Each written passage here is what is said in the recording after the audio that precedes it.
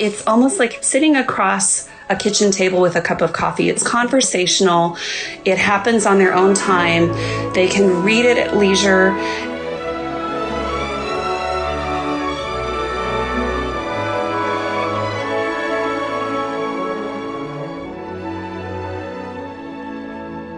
Hello, and welcome to the Arts of Language podcast with Andrew Pudewa, founder of the Institute for Excellence in Writing, or as many like to say, IEW.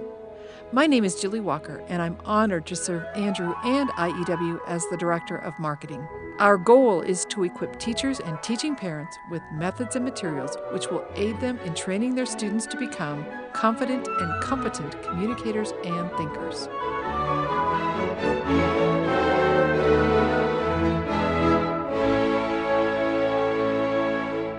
So, Andrew, last summer, I was at 4 different homeschool conferences, which pales in comparison to how many conferences you were at last summer, but still. Yeah, that's still a lot for you. But what was surprising to me was how many people came up to me and said, oh, you're Julie Walker. You're Julie Walker. You're on the podcast. You're the one who has to introduce the thing and make comments, and they like your smiling voice. Well, to me, it's always surprising to learn that people are actually listening to us. I mean, we're sitting in this small little room, actually just having a great conversation. And guess what? Other people are listening in on it. It is very gratifying to know how many people say, oh, you're my companion while I do the laundry, or I take you on my run or my walk with me, or I hide from my children and listen to your podcast. Someone said that to me one time. Wow. So, well, this idea of we really don't know how many people listen to us, a couple ways. Both anecdotally, people come up to us and say that, but also we can do a little search and go, oh, wow, there's a lot of people listening to us. Yeah. And I think the same is true for our IEW blogs. I think you may be right, because you just recently shared some statistics that surprised me, that it was much more read than I thought. Yes, and so what's your favorite demotivator quote about blogs? Oh, yes. It's part of the despair.com blogging. I think it goes something like, never have so many said so little to so few. Right. Well, we have as a guest on our podcast today someone that we know and love well. More people read her blogs than we would even know, and that's Jennifer Mauser. Mauser. She's our IEW blog curator. And we've beamed her in from Florida. Something like that. Either that or just talking to her via Skype. So, hi, Jennifer. Well, hi there. How are you all? Are you staying warm? Barely. We are. It is a cold day, and for some reason the office seems to be underheated. But we are enjoying the not severe winter of Oklahoma. Of course, you never have winter there in Florida. Oh, right? if it drops it's below, always nice. Yes, if it drops below 60, I'm shivering. Well, Jennifer, I don't even know how long we have known each other. I don't remember the first time we met or talked. I don't know quite for sure how long you've been working with us on our team. Give us a little of your history with IEW. Well, the first contact I had with IEW was in Ohio, where I attended the CHEO convention, and that was held in Columbus, and that is where I met Laura House. And at the time, I had very young children who I was, despite having an English degree and despite feeling fairly competent in writing myself, I couldn't translate those skills to my own children. And I attended Laura's workshop, and the light bulb moment happened. And I left that convention with teaching writing structure and style and the student writing intensive level B. And I have never looked back. And I now have 3 children in college, all of them with great grades in English, and one of them even majoring in it. So. Wow. Well, congratulations. Yes, it is interesting how we do meet so many people who, I know how to write, but I don't know how to teach what I know how to do to someone who doesn't know that. And that's not the first time I've heard the story. And of course, I'm sure You've heard people say that Yes. many times as well. Mm-hmm. So you came on working with us first as An exhibitor helper. An exhibitor for the FPA helper. convention. at the FPEA convention. Okay, wonderful. I've been to the FPEA conference. Let's put in a plug for FPEA. Absolutely. They run the funnest convention. Oh, maybe I shouldn't say the funnest, but one of the funnest conventions in the whole country. Now, some of our listeners are going to bristle at the fact that Andrew Pudewa just said funnest. But I'm going to ask English major Jennifer, do you think funnest is a real word? Is it in the dictionary? I would say it's an excellent superlative. Let's stick with it. I was shocked. Someone played that word on Words with Friends with me, and I my whole soul screeched out, "No, it can't be!" But indeed, and if Words with Friends allows it, it is a legal word. It must be true. Might you be confusing banned words with legal words? Well, no, but all the parents running around telling their kids, "No, you can't say funnest. Funnest. You have to say more fun." That's true. Right? Or funner. You can't say funner. But anyway, you can. And the thing I love about Florida is all the people are always very happy. It's one of the happiest conferences. I don't know if that's because they happen to escape Disney World right next door and now they're in a safe place like the Gaylord Palms Hotel or something. Or because they just came from Disney World and they're still happy. The happiness is still just exuding from Julia them. and I have a difference of opinion about the goodness of Disneyland and Disney World. But anyway, so tell us a little more. You came to a conference. You started helping the booth. Karen Franklin must have been our exhibitor at that time. And what else did you start to do for us? Well, I got very active for a while. There was a Yahoo group with IEW, and I became very active on that loop, communicating, learning about IEW, and sharing how I was using it in my own home. And that is how I got to know Jill Pike. Aha. Who is a very good friend of Laura House. Yes. And of course, we no longer have the Yahoo Loop. We have our own IEW forum, of which you play a big role. I love the forum. It's just a natural extension of my personality, and I enjoy helping everybody on that. And in addition, if that weren't enough, Jennifer also helps us on the 911 team. We are now in emergency services. I mean, I don't think people would know what that means. No, it's not. It's not an emergency service. Well, it might be for our customer service team when they need resuscitating. But we have a wonderful system. And first of all, our customer service people are superbly well qualified. Most of them are homeschool kids, homeschool graduates, homeschool parents. The ones who aren't are now steeped in the culture of being able to help families. And then we have a schools team that is also available in customer service. And of course, we get new people, some people, although we wish they never would leave, sometimes they decide to go off to college or something horrible like that. But so we get new people. So I love our system. Someone gets a question from a customer. If they can't answer it, there's someone they can send that to. If they can't answer it, there's someone they can send that question to.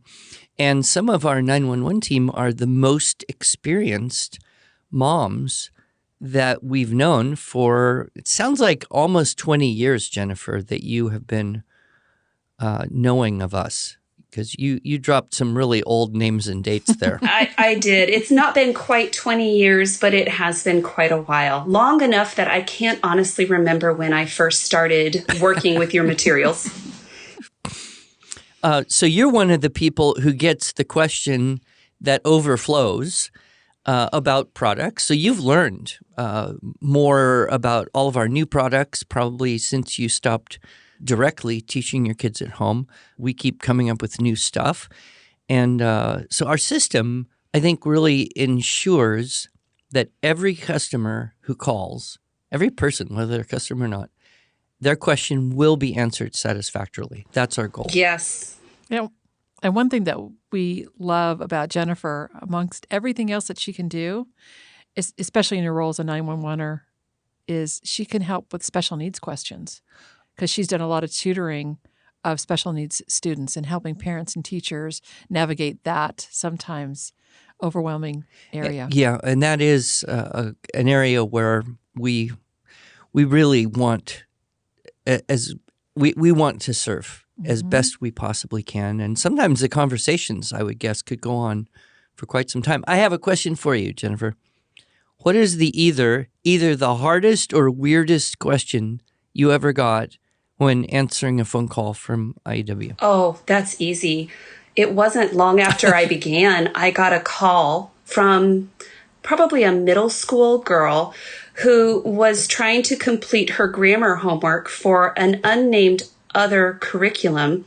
And she contacted our help office because she had heard that we knew about grammar and she needed to get her homework done. How sweet. How sweet. Oh, she was precious. And does she use Fix-It now? She probably. I actually did recommend that if she was looking to improve her grammar knowledge, that Fix-It would be an excellent program to begin. Wow. I didn't even know we're running a grammar hotline. That's apparently Grammar Girl, yes. IEW. Yeah, that's super. We just do it all. One of the posts is usually about our podcast. Oh, kind of a like intro to the podcast, and here's kind of what it's about. So that's why she has to listen to all those podcasts. Right? I do. And it's great. It's great training for me as I continue to teach my own students because I do still teach IEW to students. Wonderful. So your kids are basically graduated. They're not homeschooling or school age anymore, but you're still teaching other people's children. I do. I am teaching world history-based writing lessons to online students this year. Wow, fantastic. And online's pretty interesting because you do get students from all over. Do you have any international? Not yet. No. Not yet. Okay.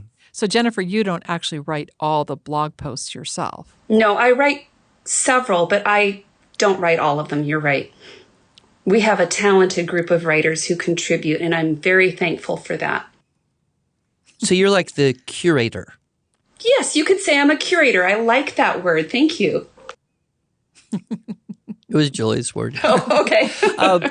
The ones I like reading, the ones I've seen that I like reading the most are the ones about where are they now? The grown-up graduated IEW students.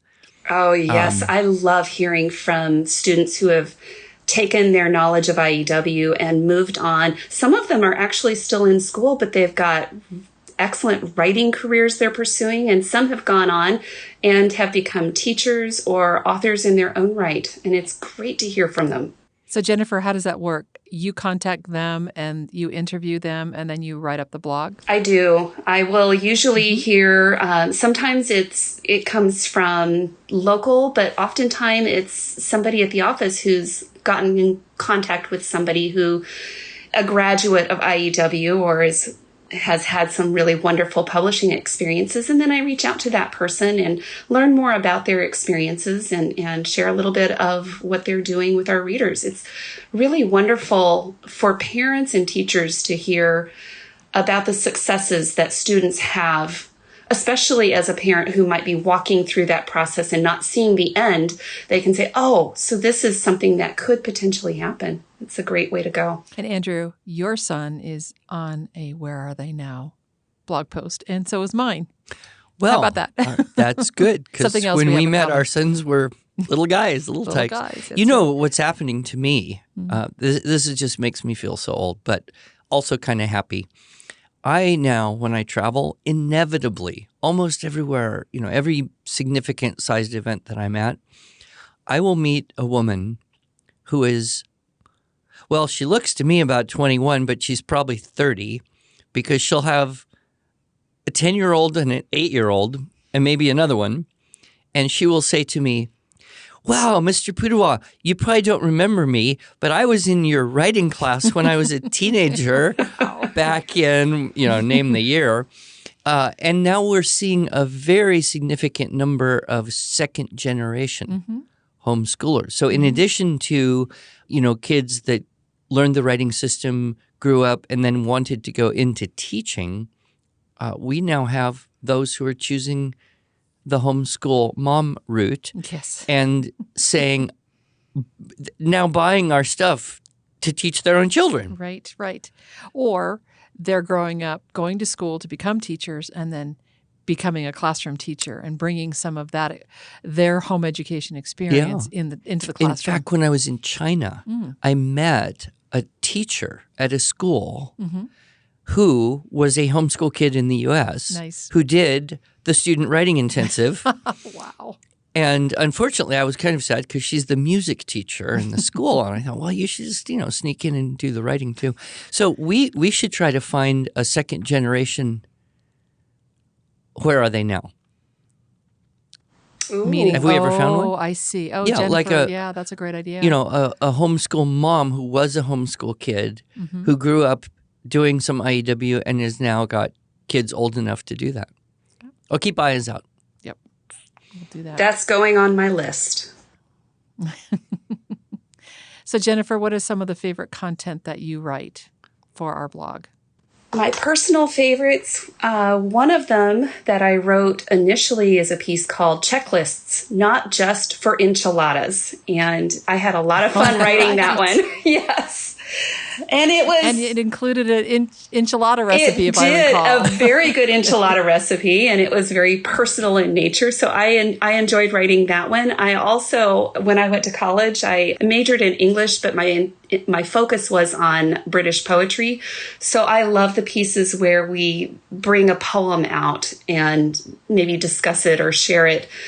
So those are a lot of fun to highlight. And then as far as educational purposes go, I really love the piece that Jill Pike did on celebrating the checklist. That's a great piece. Yes. Yep. And that one is actually one of our most popular posts this year. I'm not surprised. So, yeah. And you now know, of course, I'm wondering if all of our listeners know about the checklist generator, which is on the premium content.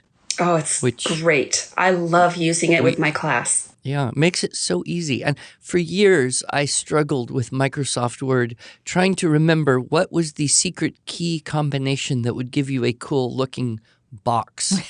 And then getting all the tabs set up right. And then when you wanted to change something and getting the lines, hours, dozens, hundreds of hours, just trying to make good looking checklists. If only I'd had that thing. Oh, it is beautiful. It looks wonderful and it's, I don't even want to tell my students. I say, look, I have this personal checklist and I'll have their name on it. And it's got everything that they're doing. And they actually treasure that thing because that's their personal checklist. So the students love it too. Andrew, we should do an entire podcast episode on our checklist generator and the cool things that it can do. And how you use it. I think that would be very interesting. A whole podcast episode? I do think I think there's enough content. All right. Well, we could do a checklist generator plus best jokes. Best jokes. Okay. Yeah. That way we could fill up the whole time. But what do you think, Jennifer, people most enjoy reading about when they get the blog? Can people comment on our blog? They can. So do you follow any of those comments yourself, Jennifer? What do you think people most appreciate? I follow every single comment that comes into the blog. I check it at least once a day. And the comments that I usually get are thank yous for maybe highlighting, for example, when the test came out, Classic Learning Test came out, we had a lot of people who were very grateful to learn about that because they had an opportunity to sign up for that for free. And then I also like that it's a venue, if you will, that's very, a mother or a teacher can take advantage of that. And it's almost like sitting across a kitchen table with a cup of coffee. It's conversational. It happens on their own time. They can read it at leisure, and then they can think about it and respond in their own time. So it's I guess, if you will, a a very painless and conversational way to gain additional information and guidance on writing. I love the way you just said that. It's like sitting across a kitchen table and having a conversation. That's beautiful because part of our fear, of course, is that technology eclipses humanity. You created that image where, no, this is a use of technology that can enhance and of course, the very busy life of teachers and moms having time to think and then respond.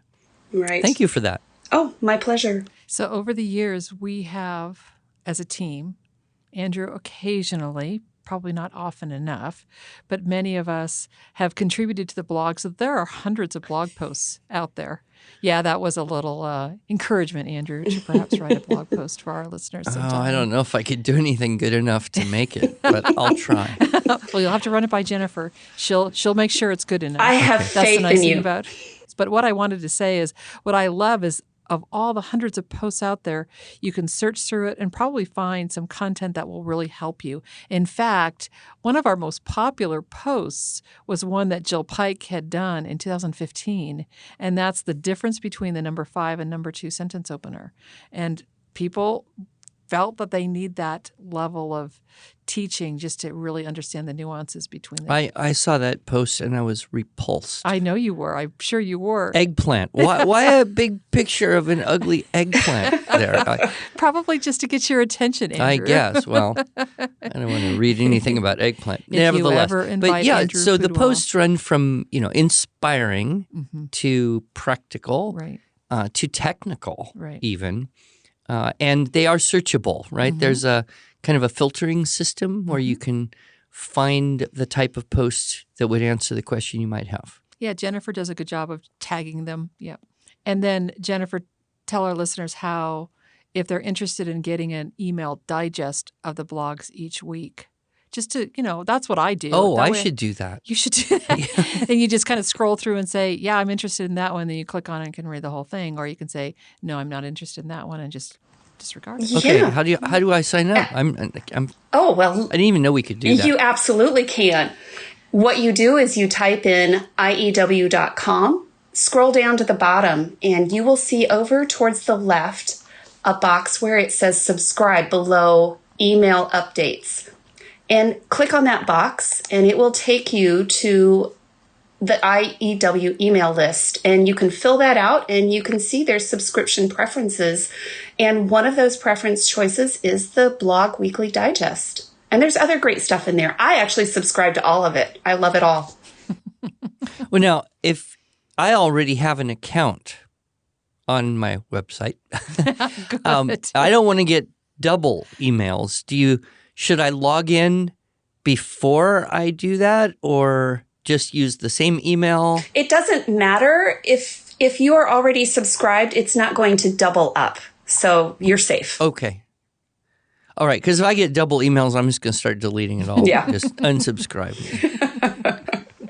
Well, Jennifer, your service to us is just so appreciated. In some ways, I think you're like the goalie of the soccer team. If you were not there, we would really miss you. But sometimes, because what you do is behind the scenes, we forget that we have such a valuable team member. But I think the content that you help to curate honestly keeps us relevant, helps people find us. If they're looking for writing curriculum special needs, they're going to perhaps stumble across a blog post that you've written. If they want to learn about eggplant, they'll probably find the number 5, number 2 sentence opener blog post that Andrew is talking about. And perhaps even if they search for Andrew Pudewa, IEW blog post, they might actually find one that he's written, because you have written a couple. Oh, boy. Well, thank you. I want to thank you for giving me the opportunity to reach so many people across the world. It's a venue that I never expected to have, and I'm grateful for it. And I consider it a great responsibility as well. Well, we appreciate it. And it's interesting how we have such almost intimate relationships with team members who are on the other side of the country. And another great thing about technology, that we could do this today. Thank you, Jennifer. You're very welcome. Thank you. Adios.